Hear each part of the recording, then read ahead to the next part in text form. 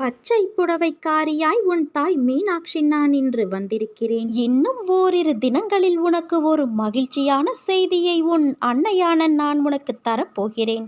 நீ நம்பிக்கையோடு இரு என் குழந்தையே. வந்த சில தடைகளை எண்ணி மனம் வருந்தாதே. வரப்போகின்ற உயர்வு பெரியதாகும். உன் எண்ணம் எதுவோ அதே போல எல்லாம் வண்ணமயமாகும். இருளில் இருந்து வெளிவந்து ஒளி சூழ நீ வாழப்போகிறாய். எனக்கு மட்டும் ஏன் எதுவும் சரியாக அமையவில்லை, என் வாழ்க்கை எப்பொழுது சிறப்பாக அமையும் என்ற எண்ணத்தை முதலில் விடு. உனக்கு கிடைத்த வாழ்க்கையை எண்ணி மகிழ்ச்சி கொள். ஏனென்றால் உனக்கு சாதாரணமாக தோன்றும் வாழ்க்கையானது பலருக்கு கனவாக இருக்கிறது. வாழ்க்கையில் நீ உயர்ந்த நிலையை அடைய வேண்டும் என்றால் கோபத்தை குறைத்து கொள்ள வேண்டும். உதாரணத்திற்கு, ஒரு வீட்டின் அடுப்பறைக்குள் பாம்பு தெரியாமல் சென்றுவிட்டது. உள்ளே உள்ள பாத்திரங்களின் மேல் மெல்ல ஊர்ந்து போகும்போது ஏதோ ஒரு கூர்மையான பொருளால் அதனுடைய உடலில் சிறு காயம் ஏற்பட்டுவிட்டது. உடனே கோபத்தோடு அங்கு இருந்த ஒரு கூரான பொருளை கடிக்க முயற்சி செய்தது அந்த பாம்பு. அது கத்தி. கத்தி அறுத்ததால் அதன் வாய்ப்பகுதியில் கிழிந்து இரத்தம் வர ஆரம்பித்தது. பாம்புக்கு கோபம் தலைக்கு ஏறி அந்த கத்தியை சுற்றி வளைத்து கொல்லும் நோக்கத்தோடு சுற்றி இருக்க ஆரம்பித்தது. தன்னுடைய பலம் முழுவதையும் சேர்த்து காண்பிக்க ஆரம்பித்தது. கடைசியில் என்ன ஆனது? முழு உடலும் கத்தியால் வெட்டப்பட்டு காயமாகி இரத்தம் கொட்ட ஆரம்பித்தது. என்ன நடக்கிறது என்று புரிந்து கொள்வதற்கு முன்பே அந்த பாம்பு தனது செயலாலேயே உடல் துண்டாக்கப்பட்டு இறந்து போனது. இதே போலத்தான் நமது வாழ்க்கையிலும் மற்றவர்களிடம் தேவையில்லாத வார்த்தைகளை உபயோகப்படுத்தி விடுகிறோம். அதன் வீரியம் நம்மையே தாக்கும்போது நாம் செய்த தவறு என்ன என்பதை உணர்ந்து அதிலிருந்து விலகி போகாமல் மேலும் மேலும் கடினமான வார்த்தைகளை பிரயோகிக்க ஆரம்பித்து அதன் எதிர்விளைவால் நமது மன நிம்மதியை இழந்து தேவையற்ற கோபம், பதட்டம், மன அழுத்தம் இவற்றால் நமது உள்ளம் உடல் நலத்தையும் கெடுத்துக்கொண்டு நம்மையே இழந்து விடுகிறோம். தேவையற்ற கோபத்தை விடு. நீ இன்பமாய் வாழ முடியும்.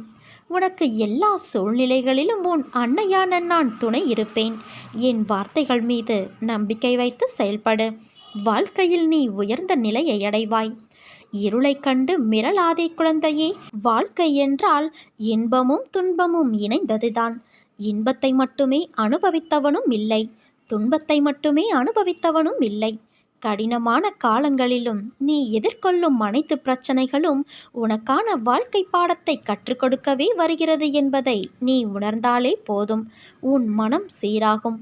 மனிதனாக பிறந்தாலே கர்மாவின் பலனை அனுபவிக்க வேண்டும். இந்த கர்மாவை மனதார ஏற்க வேண்டும். நீ செய்த கர்மா உன் மூலமாகவே நிவர்த்தி செய்யப்பட வேண்டும். நான் என்னும் அகங்காரம், ஆணவம் உன்னை கர்மாவிலிருந்து விடுதலை தராது. நீ செய்கின்ற ஒவ்வொரு செயலையும் உன்னிப்பாக கவனிக்க வேண்டும் குழந்தையே. அதில் யார் மனமும் பாதிக்கப்படாமல் நல்லோர் இதயங்களில் பதியப்பட வேண்டும். இல்லறவாசிகள் தங்கள் குடும்ப பாரத்தை ஏற்று நல்லறம் போதித்து உங்கள் கடமைகளை திறம்பட முடிக்க மனதை நற்சிந்தனையால் நிரப்ப வேண்டும். உனக்கு முன்னால் இருப்பவன் நல்லவனா கெட்டவனா என்று ஆராய்வதை விட நீ நல்லவனா கெட்டவனா என்று ஆராய்ந்து வா. அனைத்தும் அறிந்தவர் இவ்வுலகில் இல்லை. படிப்பு உன் தரத்தை உயர்த்தும். சத்திய தர்மம் உன்னை இறைத்தன்மைக்கு அழைத்துச் செல்லும். இறைவனை தேடி அலையாதே. இருக்கும் இடத்திலிருந்தே அறிய முயற்சி செய். வாழும் வரை நீ எடுக்கும் முடிவே நிரந்தரம். அதில் சத்தியம் ஒளிர வேண்டும். இதுவே இறை நாட்டம். கோடி செல்வம் வந்தாலும் அது உன்னை விட்டு விலகினாலும் நீ மனம் கலங்காதே. தாய், தந்தை, மகன், மகள், அண்ணன், தம்பி, மனைவி, கணவன், உற்றார் உறவினர்கள், நண்பர்கள் எல்லாம் நீ வாழும் வரை மட்டும்தான். இங்கு எதுவுமே நிரந்தரம் கிடையாது.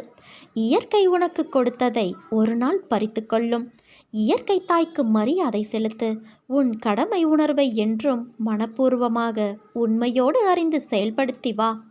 எது உன்னை நோக்கி வந்ததோ மனதார ஏற்று அதை வைத்து வாழ்ந்துவிடு. மனதில் கற்பனையை வளர்த்து ஏகபோக வாழ்க்கைக்கு முற்படாதே. எதுவானாலும் அது உன் கர்மாப்படியே நடக்கும். இதை நீ நம்பு என் குழந்தையே.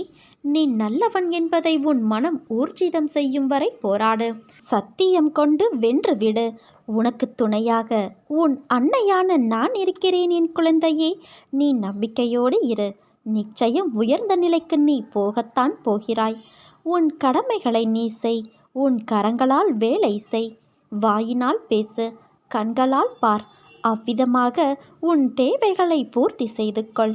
மனதை மட்டும் என்னிடம் லயமாக்கு. உன் சிரமத்திற்கு அதிகமாக 100 மடங்கு நான் உனக்கு தருகிறேன் என் குழந்தையே. எனக்கு காட்டும் மரியாதையை பூமியில் உள்ள எல்லா அசையும் உயிரினங்கள், அசையா பொருட்கள் ஆகிய ஒவ்வொன்றிடமும் நீ காட்ட வேண்டும். இதுதான் என்னை மதிப்பதும் வணங்குவதுமான என் வழிபாட்டிற்கான வழியாகும். நான் உன் அன்பிற்கு வசப்பட்டுவிட்டேன்.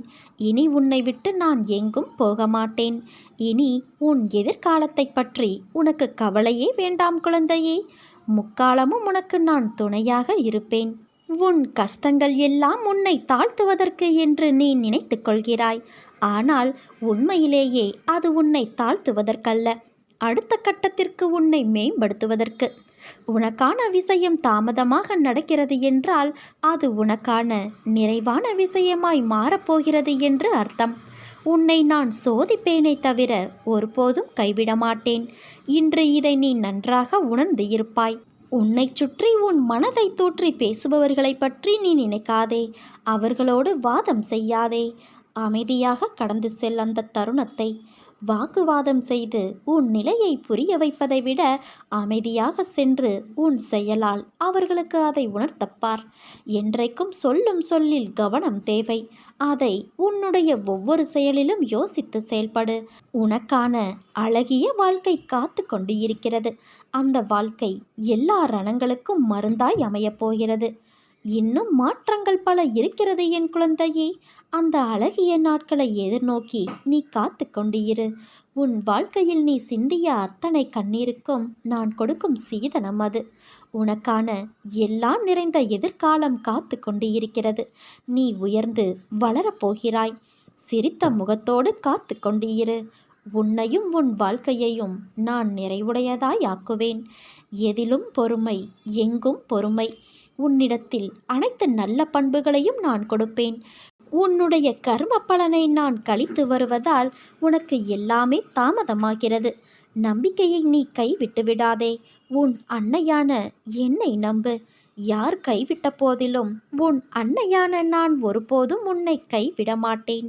என் தங்கமே, எனது உண்மையான பக்தன் எனது அன்பை தவிர வேறு எதையும் என்னிடம் எதிர்பார்ப்பது இல்லை. என் விருப்பமே அவனது விருப்பமாக இருக்கும்.